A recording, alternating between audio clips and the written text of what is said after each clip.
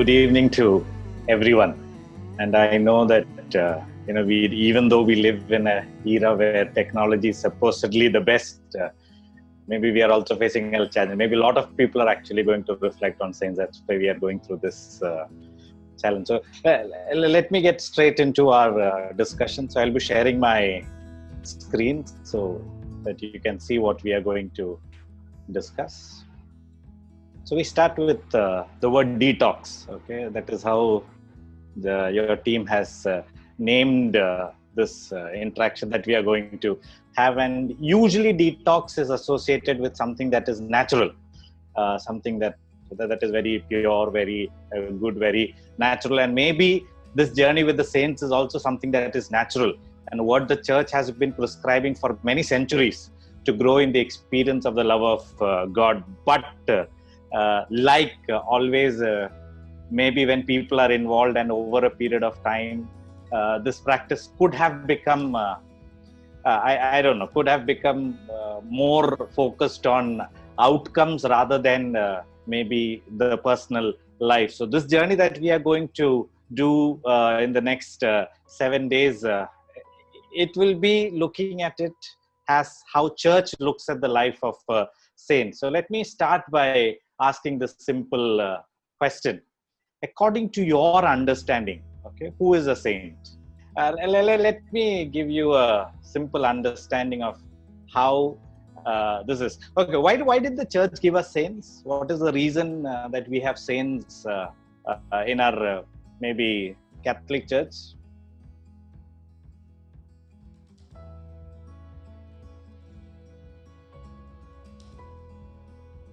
As models, okay, to help inspire, okay, wonderful. So you are on the right track. Others do not maybe type. Saints are there in the church not because they are miracle makers. Okay, that is a very wrong understanding of saints that we have. So you have a patron saint for lost thing. You have a patron saint for maybe difficult things. Somehow saints have become.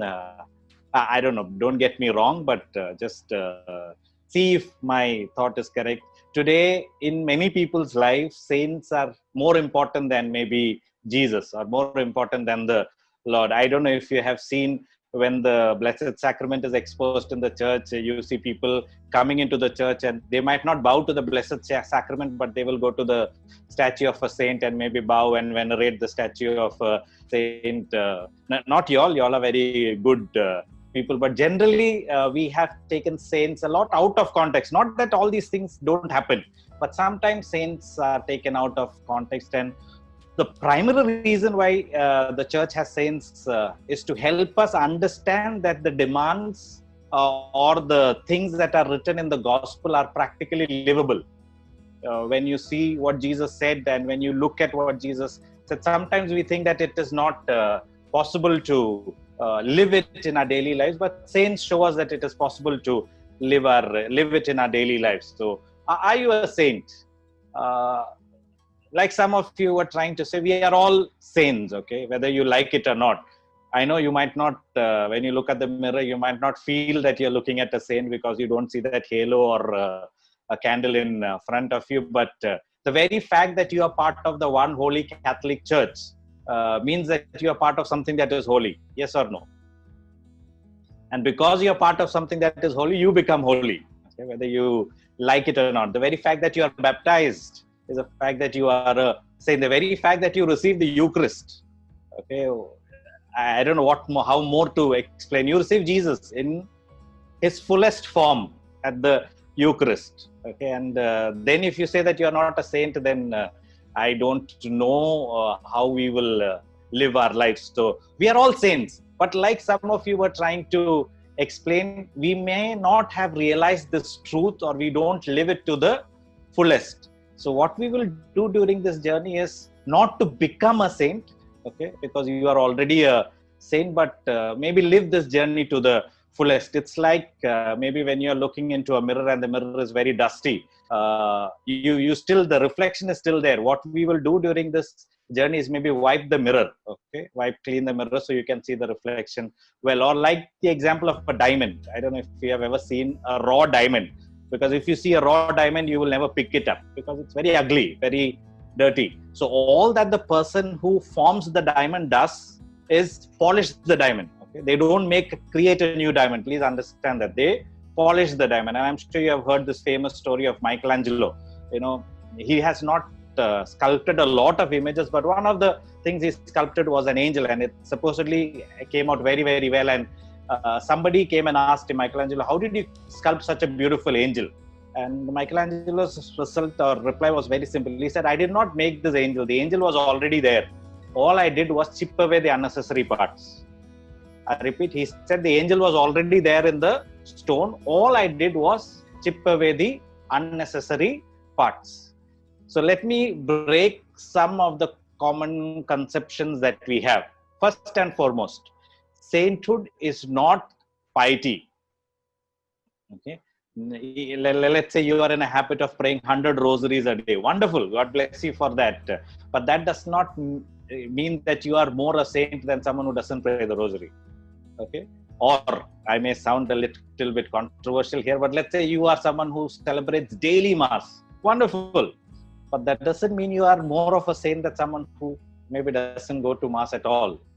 Okay. So piety or pious activities cannot be associated with sainthood. Okay, a saint may do a lot of pious activities, but sainthood is not equal to piety. Am I making sense? Okay, so in our discussion, in our journey for the next 7 days, I will also not give you a lot of things to do. Okay, sometimes we think that journey to sainthood is okay, saying no to this, saying yes to that, fasting for 7 days, reading the Bible 24/7. No, all that is good. I'm not saying they are not good. All that is good at different stages of life, but not in this journey that we are going to take. And the second myth, forgive me if I am disturbing some of you, but sainthood is not purity as we understand, or holiness as we understand. Okay? I am sure one of the most common phrases that you all shared when we were discussing about sainthood was the whole philosophy of purity or holy. Do you know what it means to be holy? Who is holy, or what is holiness? I want to bring to you one saint, okay? Because at Fourth Way we work with children who are one in Karnataka we work with children who are maybe disabled in one form or the other, but in Kerala we work with children and keep children away from drugs, and we also work with children who are maybe addicted to drugs. So I want to bring before you Saint Mark, okay, Ji Tianzhang.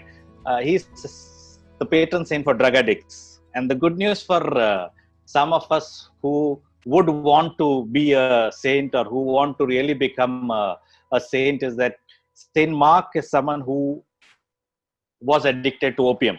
Okay? Even when he died, he was addicted to opium. Not that he started his life with this addiction, but at some point, he was a doctor. At some point in his life, he had a terrible fever or a stomach problem, and then he started treating himself with opium, and slowly he became addicted with the whole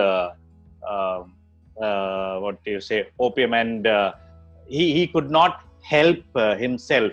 And it seems he went to his confessor, and he used to go for regular confessions.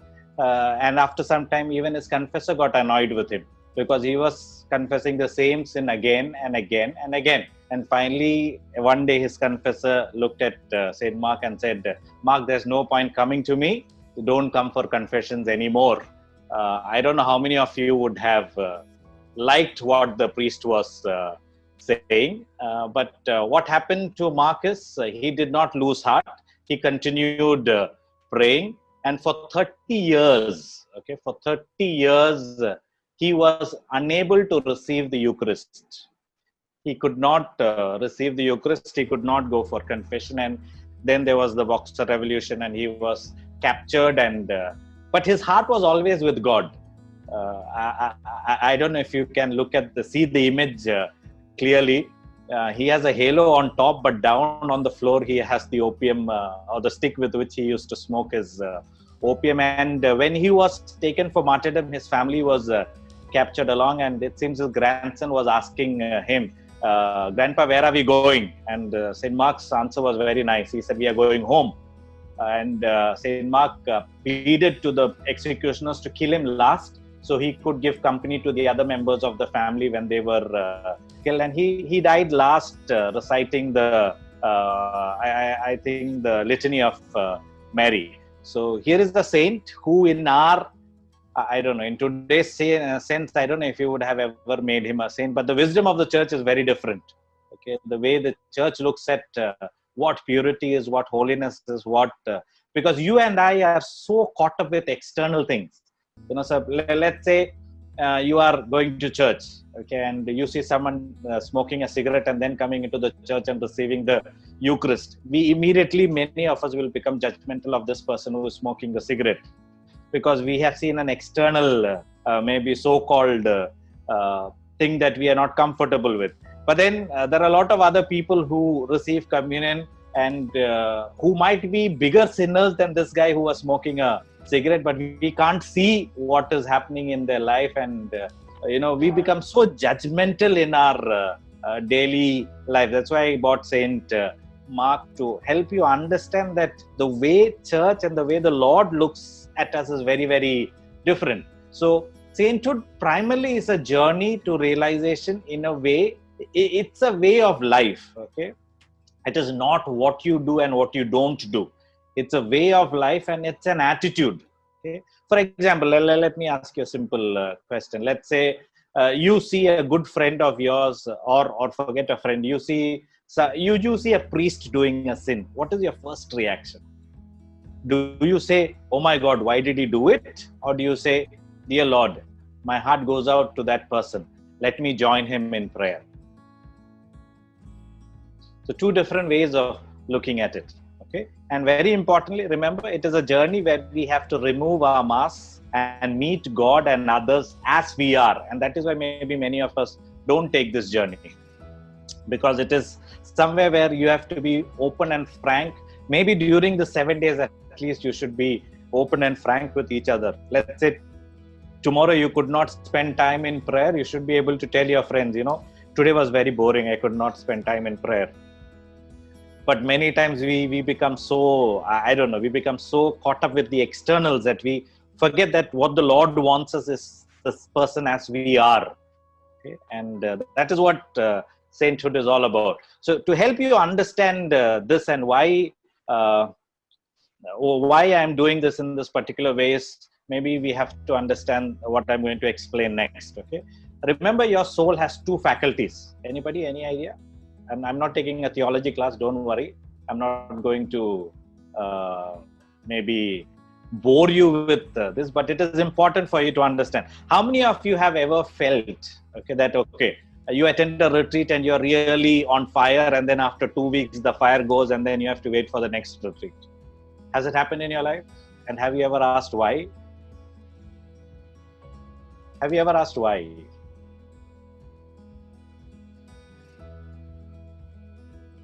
And maybe if you can understand the why, you will be able to live this Christian life much more joyfully. So let me tell you why this happens. For that is the reason I've shown you this slide. Remember, the soul has two faculties. The first faculty is the will. Okay, and to explain it simply, will means the capacity to love, to choose, to decide, and to act. And the second faculty of the soul is the intellect. Okay? And the intellect, maybe it works to know, to understand, to see, and to maybe look at what is there. At a retreat, 90% of the time, which faculty do you think is fanned? At a retreat, 90% of the time, the will is fanned. Okay, and the will is given a lot of, you are told God loves you, you are told about forgiveness, you are told about inner healing, and then you have the anointing of the Spirit. So a lot of fanning happens to the will, and the will is really charged. And after the retreat is where you have to let your intellect work, or work on your intellect. But sometimes we don't work on our intellect, and we only work on one of the wings of the bird, that is the will. And so what happens is you get tired, or you get drained, or you don't enjoy this. Putting it in a different way, do you remember why God created us? Your old catechism classes. They say three things. Okay, God created us to know Him, to love Him, and to serve Him. Okay? Now, can you divide the two faculties of the will in this? To know Him is what? Is it intellect or will? To love Him is intellect or will? Or to serve Him is intellect or will? Intellect. Good. Let me make it simple for you. Okay. Primarily, I'm But to not know saying him, it. There is no watertight compartmentalization in these three things, but just to help you understand, to know Him is primarily intellect, because you use a lot of your thinking. Not that will is not involved. Okay, I'm not saying that it is completely devoid of will. Or to love Him is primarily the faculty of the will. Again, not intellect. Not that intellect is not involved. And to serve Him is also primarily a faculty of the will. And have you noticed that we are very comfortable loving and serving the Lord? If somebody calls you for maybe evangelization work, or somebody calls you to go out and help the poor, we are very eager because the will is at work over there. But if somebody asks you to read a book or to spend some time reading the Bible, meditating the Bible, still we may do. Reading the Bible or things like that, we are a bit uneasy, because then difficult questions starts coming up. Tough questions we have to face, because the first thing that you have to face when you open the Bible is the whole Adam and Eve scenario, and then you say, okay, better keep the Bible away, let someone else do. And because our intellect is not fanned enough, we don't cherish this journey. Okay, and we have to understand that. Remember, doubt is not the opposite of belief. Okay, that maybe some other day when we can, we will work on this. So this journey that we are going to take, I will try my best not to fan your will. Okay, that is why I will not give you a lot of touching. That is a word that we use very often, right? Touching stories of saints, or a lot of inspiring stories about saints. But I will try to attack your intellect a bit and try to see if we can practice, or if we can use the faculty of the intellect. So what we do in the next 5 or 6 days is not a lot of things, but you have to sit and ponder. You have to sit and really think over what is being said and what is being discussed. Because for example, one statement, okay, I'm sure this would be recorded somewhere, so you can take it up later on. Mechanics does not mean that we are practicing the disciplines. Okay. Now, just because you are going for daily mass doesn't mean you're actually celebrating the mass. Or just because you are reading the Bible daily doesn't mean you're actually meditating on the Word of God. So ponder upon this. Okay, I'll not give you a lot of details, but ponder upon this. And in the journey to sainthood, maybe one very important thing: as we enter this world of spiritual discipline, there is always the danger of turning them into laws. I don't know if you're understanding what I'm trying to say. We have spiritual disciplines, and it is important that we have spiritual disciplines. But the moment you turn those disciplines into laws, you have missed the mark. Because St. Paul and Peter says that law comes in when there is no love. Law comes in when there is no love. So, yeah, I have my 1 hour of prayer, and if I say that everybody should do your 1 hour personal prayer, then we have missed the mark. Okay, so discipline should not become the law. Disciplines are important, but remember, it should not become a law. Next very important statement that I would like you to ponder upon. Remember, we must always remember that the path does not produce the change. It only places us where change can occur. This maybe 7 days journey, or your whatever journeys you take, is only placing you where change can occur. That does not mean change occurs. And one way a lot of saints explain this is, let's say you go out sowing. Okay, or I don't know if you have ever gone to a garden, or if you have ever tilled the ground. You can pick which soil, you can till the ground, you can pick the best seeds, you can maybe even water the seed, but after some time the control is not in your hands. The yield is not in your hands. Actually, the yield is in the hands of the Lord. So when it comes to our spiritual work also, remember, we are put in a path, but the path does not produce the change. Okay? Only the Lord can produce that change. And last thing that I want to spend time today is the Holy Spirit does not use imperative words like you must. And the best example is if you look at the Sermon of Jesus on the Mount, he uses the word blessed are those. Okay, the gospel is a revelation and not a demand. I repeat, the gospel is a revelation and not a demand. And the day you start looking at the gospel as a demand, you lose that relationship with the Lord. Or you will look at the Lord with lot of, uneasiness and friction, and then guilt will come in, and you might, we will not enjoy it as we must enjoy it. So with this, I stop and give you a quick maybe overview of what we are going to do. So the first day today we had the beginning, okay, and then the other 6 days are mentioned. I've tried to just expand the word saint over there. Tomorrow we will discuss on simply in love, and then day after we will discuss on aligning with our state of life. Day 5 will be non-compromising time of prayer. Day 4 will be involving God in our weakness, and maybe that would be my favorite time. Then 5th will be non-compromising time of prayer. Day 6 we will discuss about the table of love, and then we have the beginning. Okay, and don't think it's not a mistake. Only thing is the first beginning is small and the second beginning is capital, because there is a beginning. And I want to go to the beginning of the church, okay, when the Holy Spirit took form and what the Holy Spirit did. Okay, so these are some of the thoughts that I want to share today. And as we go through this journey, I know I have put a lot of things in front of you, and some of the things you might like, some of the things you don't like. Don't worry, okay?